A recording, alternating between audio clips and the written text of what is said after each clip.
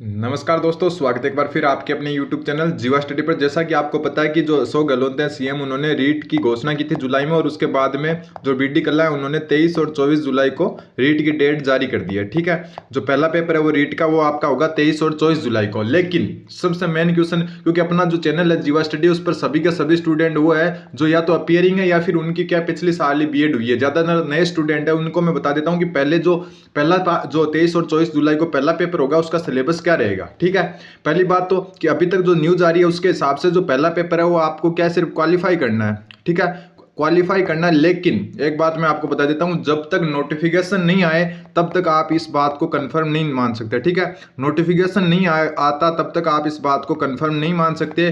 कल को हो सकता है कि 20% वेटेज भी जोड़ दे, लेकिन अब जब तक नोटिफिकेशन में क्लियर नहीं कर दिया जाता तब तक आपको इतना हल्के में नहीं लेना इस पेपर को। ठीक है, और पहले पेपर को क्या है 90 नंबर होते हैं। वैसे आप मान लो राज्य सरकार चाहे तो जैसे इस बार 2021 रीट में कैटेगरी वाइज छूट दी थी, किसी को क्या है 85 नंबर, किसी को 80 नंबर, यानी कैटेगरी वाइज छूट दी थी। वैसे 60% मानकर चलो आप 90 नंबर लाते ही आपका क्वालिफाई हो जाता है जनरल में। ठीक है, अब देखो सबसे बड़ी बात कि जो पहला पेपर होगा उसका सिलेबस क्या रहने वाला है। जो नए स्टूडेंट है जिन्होंने या तो रीट एक ही बार दिए, पिछली बार जो अपियरिंग थे वो, और अभी क्या जो अपियरिंग है सेकंड ईयर में, उनको ये सबसे ज्यादा क्वेश्चन क्या है पूछ रहे हैं, वही सबसे ज्यादा कमेंट कर रहे हैं कि सिलेबस क्या रहेगा पहले पेपर का। तो जो पहला पेपर है उसका सिलेबस सेम जो रीट 2021 का सिलेबस था वही रहेगा। ठीक है, रीट 2021 वाला सेम सिलेबस रहने वाला है, कोई भी चेंजेस नहीं होगा, पहला पेपर सेम रहने वाला है। और अभी तक की न्यूज़ों के हिसाब से जो सारा का सारा है वो सिर्फ क्वालिफाई करना है आपको। लेकिन फिर भी आप एक बार क्या, जब तक नोटिफिकेशन नहीं आए तब उसको मानकर चलें कि हो सकता है क्या पता वेटेज भी जुड़ जाए, तो एकदम अच्छी तैयारी करनी है। क्योंकि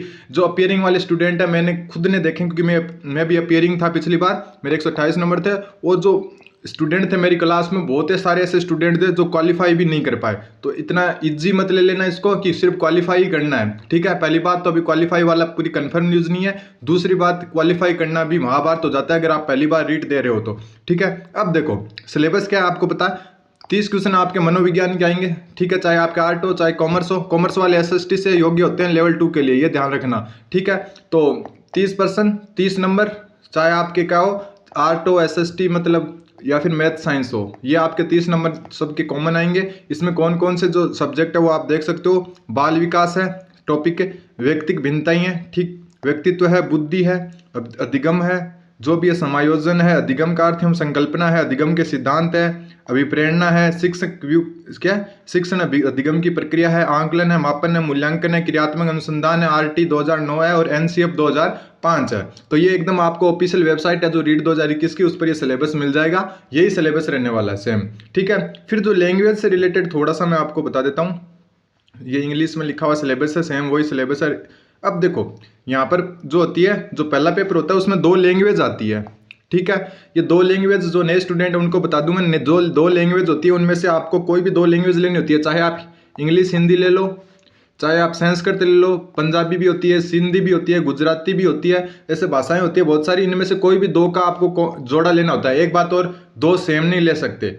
दूसरी बात, पहली लैंग्वेज आप लोगे उसका अलग सिलेबस होगा, दूसरी का अलग सिलेबस होगा। कैसे कि माना आपने हिंदी पहली ली है, इंग्लिश दूसरी ली है, तब अलग सिलेबस होगा। उल्टा कर दिया आपने, इंग्लिश पहली ले ली और हिंदी बाद में ले ली, तो दोनों का सिलेबस चेंज हो जाएगा। तो ऐसा मत सोचना पहली दूसरी कहीं भी भर दें। अगर आपने हिंदी पहली ली है और आप पहली क्या है संस्कृत पढ़ रहे हो, या फिर संस्कृत पहली ली और आप हिंदी पहली पढ़ के चले गए, तो उल्टा हो जाएगा।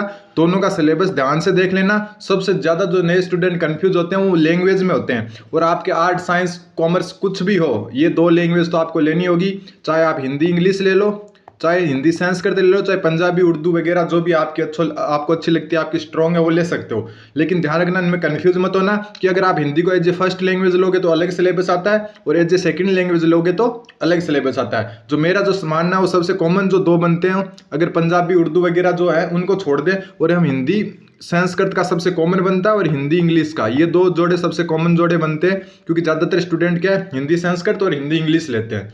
ठीक है, हिंदी फर्स्ट लेते हैं ज़्यादातर स्टूडेंट।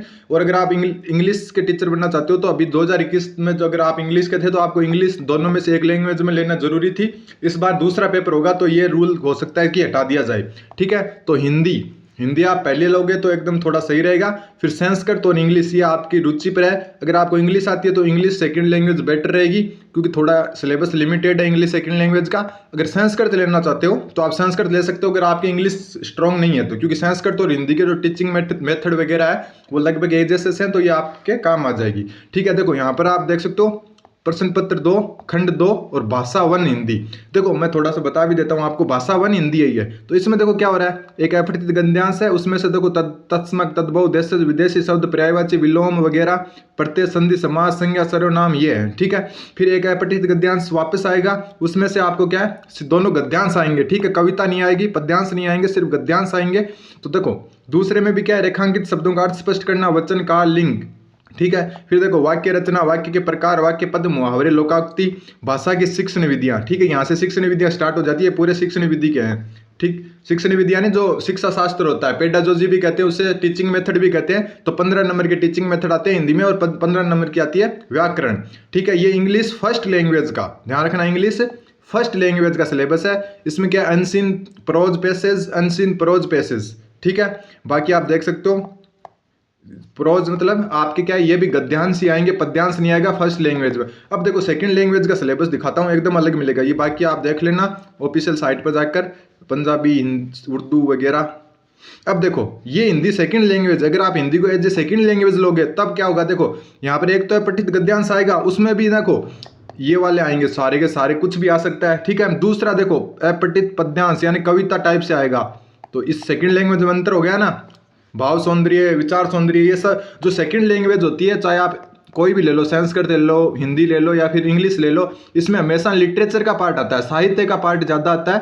और फर्स्ट साहित्य क्या पूरा लगभग साहित्य ही आता है। और जो फर्स्ट लैंग्वेज होती है वो चाहे आप कोई भी ले लो, इंग्लिश ले लो, हिंदी ले लो, संस्कृत ले लो, उसमें व्याकरण का पार्ट ज़्यादा आता है।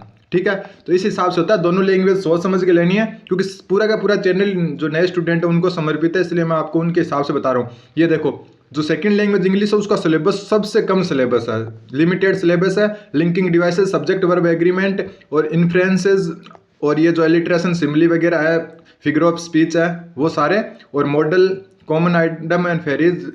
ठीक है, ये जो elegy, sonnet, short story, drama, तो ये एक लिमिटेड है। ठीक है, basic knowledge of English sound, जो फोनेटिक सिस्टम होता है वो, और फोनेटिक सिंबल। फिर बाकी जो टीचिंग मेथड के आएंगे इतने। ठीक है, ये जो टॉपिक है ये टीचिंग मेथड के यहाँ तक, और नीचे वाला तो ये बता रखा है कि आप कहाँ तक की 6वीं से 8वीं तक की किताबों का जो लेवल है वो रहने वाला है, तो इस हिसाब से होगा। फिर देखो लास्ट का जो पार्ट आता है, चौथा पार्ट, 3 हो गए, चौथा पार्ट देखो ये मैथ साइंस वालों के लिए देखो गणित आती है। गणित में आप देख सकते हो 6 से 10 तक की किताबें आपके लिए बेस्ट रहेगी। ठीक है, 30 नंबर की गणित आती है और 30 नंबर की विज्ञान आती है, जिसमें ये सजीव, निर्जीव, सूक्ष्म जीव, जो भी है, जंतु प्रजनन, यांत्रिकी, प्रकाश, ध्वनि, विद्युत चुंबकत्व, विज्ञान एवं प्रौद्योगिकी, ये आते हैं। फिर जो ये 60 नंबर हो गए, और एसएसटी वालों के आते हैं। एसएसटी में इस हिसाब से एसएसटी जो कॉमर्स के स्टूडेंट प्लस आर्ट्स के स्टूडेंट है उनके जो फर्स्ट पेपर है उसमें ये आएंगे, सिंधु घाटी सभ्यता। और आपको 6 से 10 तक की जो आरबीएससी की 2019 में किताब चलती थी वो पढ़नी है, 6 से 10वीं तक, वहाँ पर ये सारे टॉपिक आपके कवर हो जाएंगे।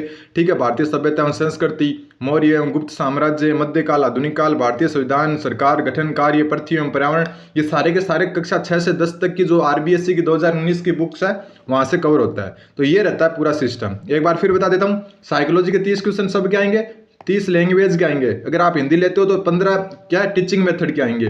फिर 30 संस्कृत लोगे आप तो 15 आएंगे टीचिंग मेथड के। ठीक है, फिर 60 नंबर के अगर एसएसटी लोगे तो लास्ट के 20 क्वेश्चन आपके टीचिंग मेथड के आएंगे। अगर साइंस मैथ है आपके तो वो 60 क्वेश्चन आएंगे साइंस मैथ के, 30 उनमें से 10 यानी 20 क्वेश्चन आएंगे टीचिंग मेथड के। तो 20 40 और क्या हो गया 70 नंबर के आपके टीचिंग मेथड आएंगे, 30 नंबर की साइकोलॉजी आएगी, बाकी 15 नंबर की लैंग्वेज 1 की व्याकरण, 15 नंबर की लैंग्वेज 2 का जो साहित्य वो, और बाकी 40 नंबर का आपका सब्जेक्ट। ठीक है, तो इस हिसाब से टोटल पूरे 150 नंबर होते हैं। ठीक है, ये 150 ज़्यादा हो गए, सॉरी 40 नंबर का नहीं आता ये। ठीक है, 70 नंबर की तो टीचिंग मेथड हो गई, 30 की साइकोलॉजी होगी 100। ठीक है, और 15 की लैंग्वेज, 15 की ये लैंग्वेज, तो ये कितने हो गए 100 और 30 130। बाकी जो 20 नंबर बचे वो आपके उस सब्जेक्ट के आ जाएंगे। तो इस हिसाब से आपके रहने वाला है। तो क्योंकि 20 मैंने 2 बार जोड़ लिए यहाँ पर, दोनों एक एसएसटी और साइंस मैथ का, तो ये रहने वाला है आपका पूरा सिलेबस। फर्स्ट पेपर का सेम रीट वाला सिलेबस है। एक बार इस हिसाब से लेकर चलें आपको कि हो सकता है वेटेज जोड़ दे 20%, क्योंकि जब तक नोटिफिकेशन नहीं आएगा तब तक हम मान नहीं सकते कि मिनिमम नंबर लाने हैं आपको। ठीक है, मिनिमम नंबर से आप अगले एग्जाम में तो बैठ जाओगे, बाई चांस आपके 20% जोड़ दिए तो तो आपको क्या 120 लाओगे उसको फायदा होगा, और 90 वाले को कोई फायदा नहीं होने वाला इतना, वो सिर्फ अगले एग्जाम में बैठ जाएगा, लेकिन इसको कवर करने में उसको अगले एग्जाम में बहुत ज़्यादा मेहनत करनी पड़ेगी। तो धन्यवाद, बने रहें जीवा स्टडी के साथ, लाइक शेयर और सब्सक्राइब जीवा स्टडी।